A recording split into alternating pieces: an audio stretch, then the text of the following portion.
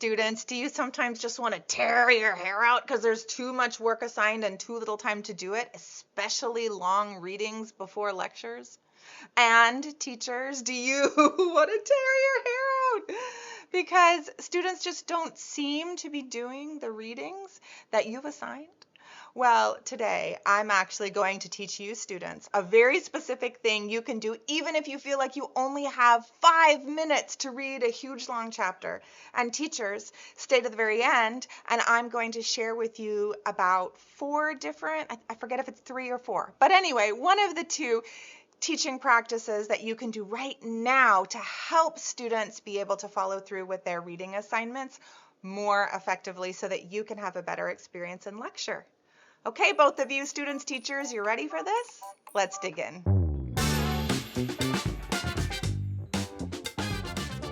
Okay, so here's how this topic came up in the first place. As I've been mentioning in some of my videos, I'm consulting actually at a school. And the other day I was hanging out in the lunchroom and chatting with some students who were really frustrated with the amount of reading that they have to do. And one of the students in particular said, we get quizzes almost every class, and I'm constantly debating between, do I study for my quiz or do I do the reading for the next lecture that I know my teacher is going to lecture about? Totally legit question, right? And so I said, you know what?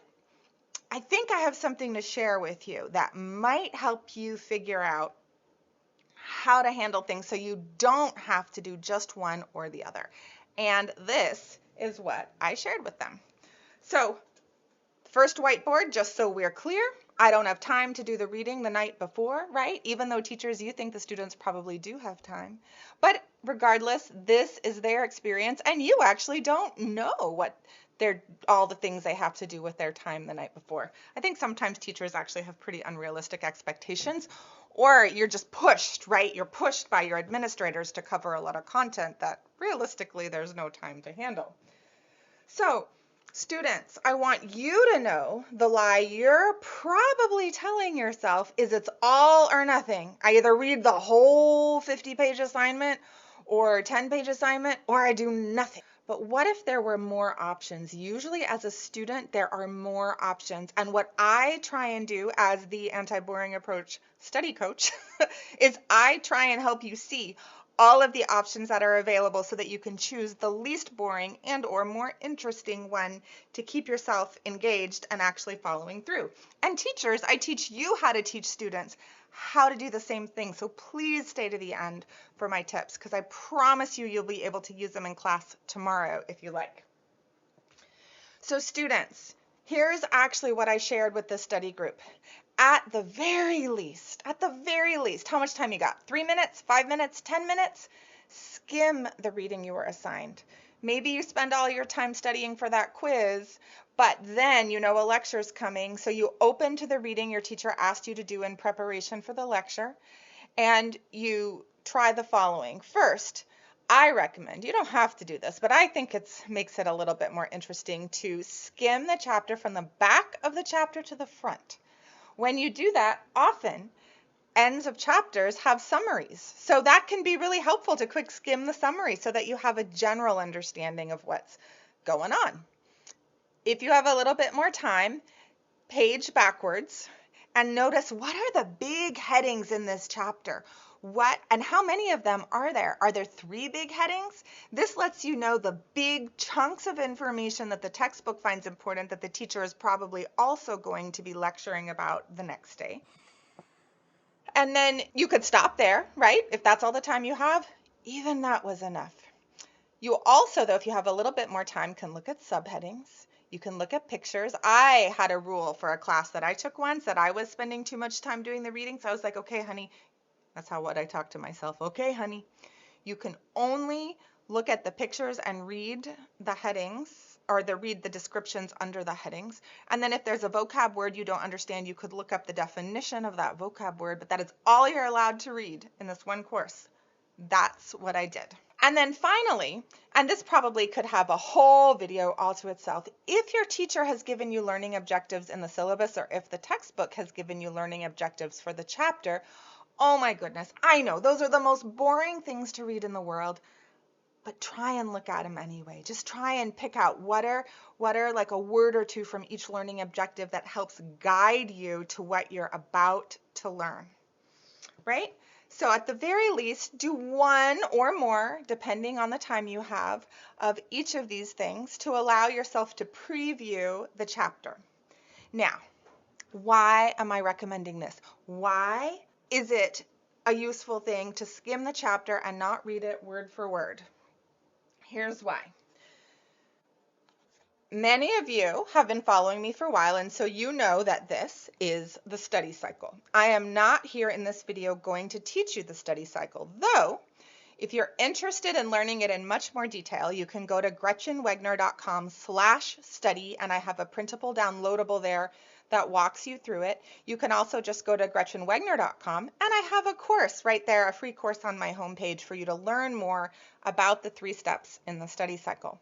For now, what I want both students and teachers to know is that let's just pretend we're attending a lecture and we haven't previewed the information. We have no idea what the teacher is about to talk to us about today. When the teacher starts lecturing, maybe with PowerPoints, maybe with stories, who knows? But when that's happening, we are here in step 1. This is everything you need to know. This is your brain. We are in step 1, first exposure to the information or encoding. However, this is the important part.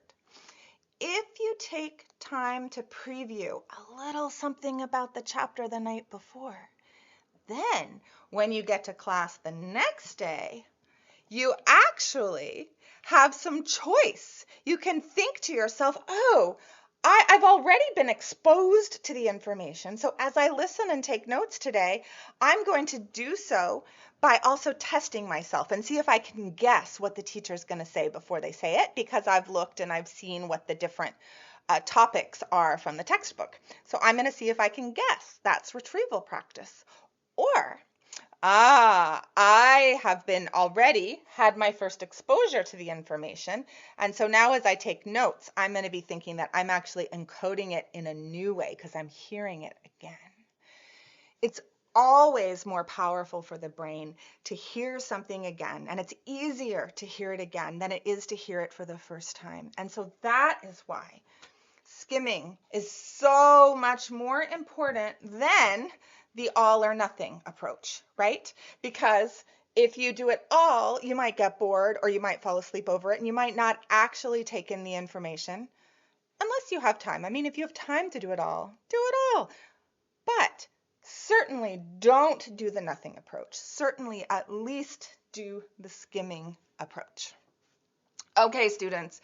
I hope that was helpful for you. Teachers, hang tight. In just a moment, we're going to talk through some tips for how you can actually scaffold these skills into your teaching curriculum. Excuse me. But for everyone right now, it's so helpful for me to have you post any questions or comments below. What's the next action you want to take? Let us know. Like this video, subscribe to my channel if you haven't already, and if you've just found me, which by the way, hello and welcome to my anti-boring study world. And yeah, do all the things you know are good to do for a YouTube channel that you like and you trust and you want to keep in business, because it's weird, isn't it, that a little click would help keep me in business? But it does. Also, remember, if you want additional support about the study cycle specifically, you can get it on my homepage, gretchenwegner.com, or a downloadable at gretchenwegner.com/study. So go grab all of those tools. And now teachers, let's talk to you. My first suggestion up here is to actually at the beginning of the semester or beginning of teaching a course, lead this skimming practice in class with students. Have it actually be a class activity. Tell everyone, get out your textbook, open to this page, start at the back, and you can lead them through all of this. It can be a scavenger hunt, it can be fun. It can be quirky. Um, it doesn't have to take a lot of time. When I was doing this in the student group in the lunchroom, I was able to talk them through it. And these were students in their 20s. So they were older. They weren't high school or middle school students, but I was able to do that in 20 minutes with them. So you could actually do this in probably even about that time if you're in your class. So, whoops, wrong whiteboard. So practice this first. Then suggest that students try it as homework, just the skimming practice, not even necessarily the reading practice, although you could give them a choice. You could say skim and then read if you have the time, but at the very least, just skim. Then at the beginning of class, also get in the habit of asking students, hey, who skimmed? What did you notice about it? One of my favorite things that I wish every classroom teacher had, oh, I don't have a blank one right now, but is a class set of these whiteboards. And if you did, I would just start every class, no matter what age, even college, I would start class by having them practice retrieval or test themselves about something they read the night before. And if you've taught them the skimming practice, you can say, hey, get out your whiteboards or get out a sheet of paper or whatever and write down whatever you remember from how this chapter was structured. What's important to the author of the textbook based on what you noticed in your skimming practice. Write it down now, whatever you remember. And then have students raise their whiteboards and show, or have them turn to a partner and talk it out. That is just a wonderful thing to do to help them practice and also make those topics more present, because they will be better listeners in your lecture if they know what topics they're probably going to get to hear more about. Then, if you have a little extra time, and I know time is of the essence and you may not, but I swear to you, if you did, this would make such a difference in students' ability to follow through with their readings. Give them a moment. Everybody, your reading for tonight is such and such pages to such and such pages. Get out your textbook, open it to those pages, and do the skimming practice right now. Turn to a partner, share what you noticed, or do it with a partner. Discover the chapter together. This is going to be your reading tonight, or this is going to be your reading before class the next time. Even if you only have 3 minutes to do this, I swear to you, you are going to notice students being able to take more action by actually following through on the readings.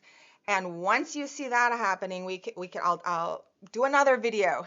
So we'll talk about how to improve students' actual participation during class and during lecture, because they've read better and read more, or read at all. Okay, I hope there was something interesting here for you. And teachers, please do post below and let me know your thoughts and your questions, etc. One more little offering, if you're interested. I'm also happy to answer questions live at my monthly free office hours. You can find out when the next one is at gretchenwegner.com/live. Wishing you anti-boring studying and anti-boring teaching, and I'll see you in the next video.